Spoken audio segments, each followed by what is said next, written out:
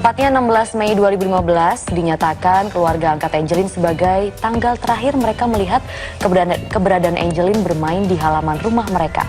Selang sehari, keluarga membuat fanpage di akun media sosial dan menyebarkan berita kehilangan Angelin. Polisi kemudian melakukan pencarian dan memeriksa sejumlah saksi termasuk orang tua kandung Angelin. Sekitar 3 minggu kemudian, 2 orang menteri yang datang dalam 2 hari berturut-turut ditolak masuk ke dalam rumah orang tua angkat Angelin di Denpasar Timur, Bali. Namun pencarian Angelin terus dilakukan pihak sekolah dan relawan dengan menyebar ribuan pamflet. 10 Juni 2015, sekitar pukul 11 siang waktu Indonesia Tengah, polisi menemukan jasad Angelin terkubur di dekat kandang ayam di halaman rumah orang tua angkat Angelin karena curiga ada gundukan tertutup sampah saat memeriksa rumah tersebut.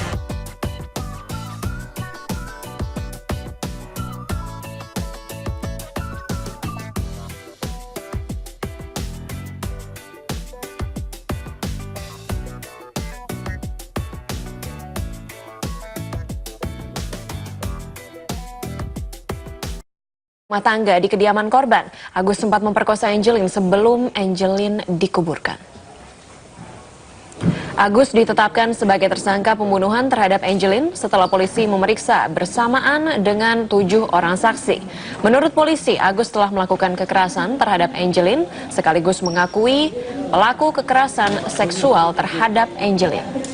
Angelin mengalami kekerasan seksual seminggu sebelum Angelin terbunuh. Agus juga sempat memperkosa Angelin sebelum jasad Angelin dikuburkan. Agus dikenakan pasal pembunuhan setelah mengaku membenturkan kepala Angelin ke lantai. Selain memeriksa Agus, Polresta Denpasar juga memeriksa ibu angkat korban, yakni Margareta, 2 kakak angkatnya, dan 2 penghuni kos. Hasil forensik tim dokter menyebutkan jasad korban dikubur sejak 3 minggu lalu. Pada jasad korban ditemukan tanda-tanda bekas kekerasan seperti jeratan pada leher.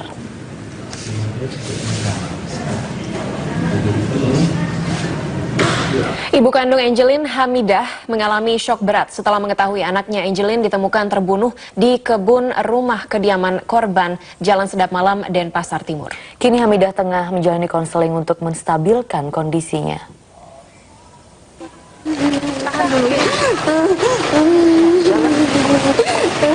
Hamidah harus jalan dipopong oleh tim Pusat Pelayanan Terpadu Pemberdayaan Perempuan dan Anak Kota Denpasar untuk diberikan konseling dan pendampingan karena mengalami syok berat.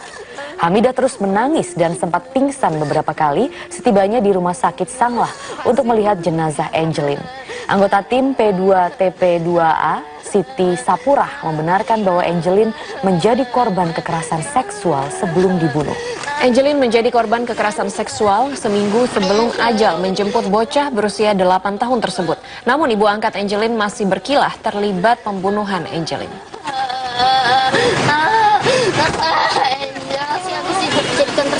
Ya, aku jadi tersangka dan sebelum teman-teman tahu ternyata baru seminggu dia berada di lokasi rumahnya Bu Marta dan dilakukan pemerkosaan setiap hari.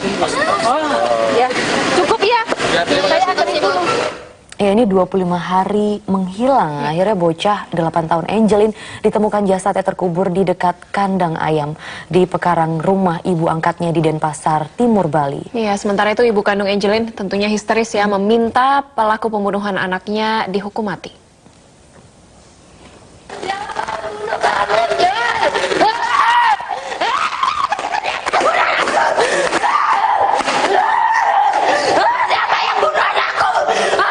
Hamidah berteriak histeris menuntut pelaku pembunuh anaknya Angelin dihukum mati. Hamidah yang tidak terima anak kandungnya ditemukan tewas menangis histeris di depan pintu kamar jenazah Rumah Sakit Umum Pusat Sanglah, Denpasar, Bali. Hamidah adalah ibu kandung Angelin yang datang dari Banyuwangi, Jawa Timur didampingi saudaranya. Buka pintunya, Pak.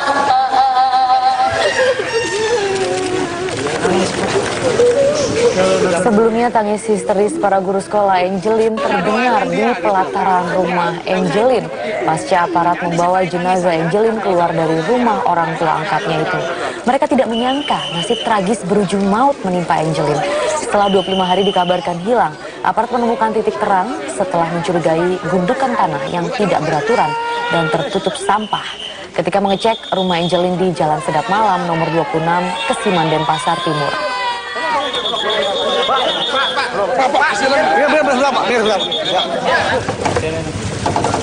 Usai melakukan olah tempat kejadian penemuan kuburan dan jasad Angelin, tim Lab 4 Polresta Denpasar mengamankan sejumlah alat tajam seperti skop, pacul, dan spray yang diduga dipakai untuk membunuh Angelin. Penemuan ini pun menguatkan para guru sekolah Angelin. Maksud kami, penemuan ini pun membuat para sekolah guru Angelin yang selama ini curiga terhadap bocah 8 tahun itu mengalami kekerasan. Para guru berharap pelaku dihukum seberat-beratnya. Memang benar begitu ya, dihukum seberat-beratnya, bila perlu hukuman mati lah. Karena keterangannya di media, di TV One itu bertentangan sekali dengan kenyataan. Artinya memang benar si Angelin selama ini mengalami siksaan gitu Pak? Itu sudah prediksi kami, dari kami melihat daripada keadaan fisiknya itu, dan kami mengoreksi dari pembicaraannya dia. Satu nih Angelin Sudah A1. ya, pada saat itu kan kami hanya menduga begitu saja, tetapi tidak berani menuduhkan begitu karena bukti belum kita terima, belum ada begitu, tidak berani.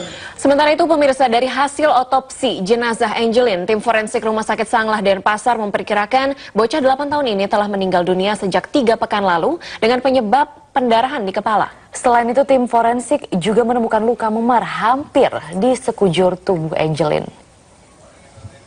Melakukan pemeriksaan luar pada pukul 13.55, dilanjutkan dengan pemeriksaan dalam pukul 15.13. Dari hasil pemeriksaan luarnya, kami temukan ada beberapa luka memar pada hampir seluruh tubuh, jadi di daerah wajah, kepala, leher, tangan, ya, lengan, paha, bokong, dan di punggung kaki dari korban.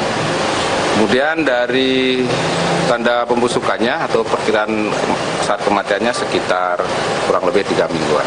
Ya. Untuk sebab matinya ada perdarahan di kepala, jadi kekerasan pada kepala yang menimbulkan kematian. Lokasi penemuan jasad Angelin hingga malam ini masih dijaga sejumlah aparat kepolisian. Ya, beberapa orang warga ini juga masih terlihat pemirsa di sekitar tempat kejadian perkara. Dan kita akan bergabung dengan Rifai Pamone dari Denpasar, Bali. Rifai, bagaimana situasi di TKP penemuan jenazah Angelin hingga malam ini terkait penjagaan dan kedatangan warga? Kami akan berupaya untuk menggambarkan kondisi di tempat kejadian perkara penemuan dari jasad Angelin, bocah perempuan berusia 8 tahun yang baru saja ditemukan oleh tim penyidik dari Polresta Denpasar, Bali, dan juga tim gabungan. Krizia, saya akan memulai dari kondisi di depan rumah di Jalan Sedap Malam nomor 26 ini. Kondisinya sangat sepi. Lampu tidak dinyalakan oleh petugas yang berjaga-jaga di sekitar lokasi tempat kejadian perkara penemuan. Lalu polis line juga dipasang di sekitar rumah sepanjang sekitar 100 meter. Polis line ini melingkar di sekitar lokasi. Dan terkait dengan penjagaan yang terus diperketat, kami mendapatkan informasi bahwa setidaknya dalam 3 minggu terakhir sejak adanya laporan kehilangan dari keluarga angkat Angelin, pihak kepolisian secara internal dan juga secara tertutup sudah berjaga-jaga di lokasi Jalan Sedap Malam nomor 26 ini di wilayah Polsek Denpasar Timur selama 24 jam. Namun setelah ditemukannya jasad Angelin di belakang rumah Jalan Sedap Malam nomor 26 ini, Krizia, kemudian penjagaan lebih terbuka dan lebih banyak lagi anggota tidak hanya dari Intel namun juga dari Sat Sabara dan sejumlah satuan lainnya berjaga selama 24 jam. Terkait dengan kondisi warga yang berdatangan memang tidak lagi ramai saat ini, Krizia dan juga Maria. Namun beberapa saat yang lalu kami masih melihat ada beberapa warga yang lewat di Jalan Sedap Malam ini, kemudian sempat berhenti dengan kendaraan roda 2 mereka dan juga roda 4. Tadi ada beberapa yang berhenti untuk melihat bagaimana situasi di rumah tempat kejadian perkara penemuan jasad Angelin. Kami juga ingin memperlihatkan Krizia terkait dengan beberapa kondisi dari pekarangan rumah ini. Ada beberapa ucapan duka cita.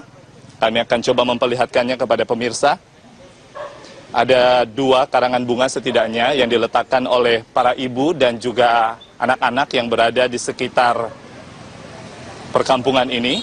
Ada tulisan duka cita dan juga tentunya ini ditunjukkan untuk memperlihatkan empati dan juga simpati kepada keluarga korban yang tentunya saat ini tengah dalam kondisi duka cita.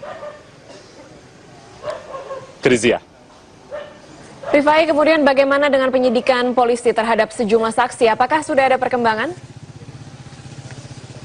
Perkembangan terbaru yang bisa kami informasikan terkait dengan apa yang dilakukan oleh Polresta Denpasar Bali khususnya Krizia adalah terkait dengan beberapa saksi yang memang sudah ditahan kemudian dilakukan pemeriksaan lebih lanjut.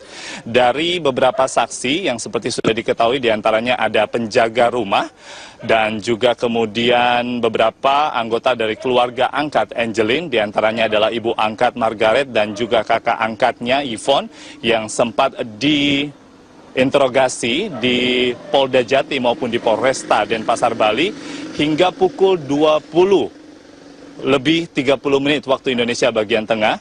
Pihak kepolisian khususnya penyidik dari Polresta Denpasar Bali akhirnya menetapkan satu tersangka hingga saat ini, yaitu penjaga rumah dari rumah keluarga angkat yang berada di Jalan Sedap Malam nomor 26 ini dengan inisial A.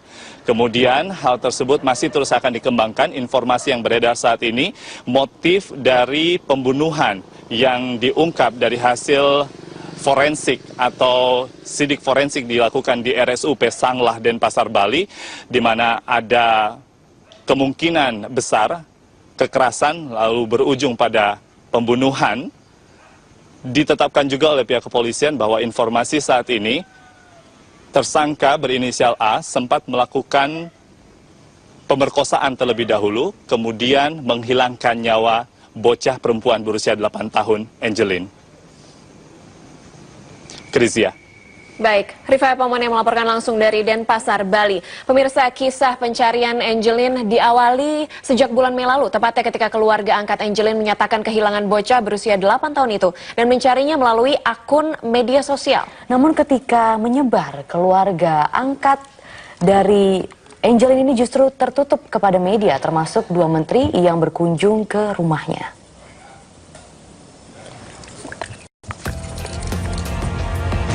Tepatnya 16 Mei 2015 dinyatakan keluarga angkat Angelin sebagai tanggal terakhir mereka melihat keberadaan Angelin bermain di halaman rumah mereka.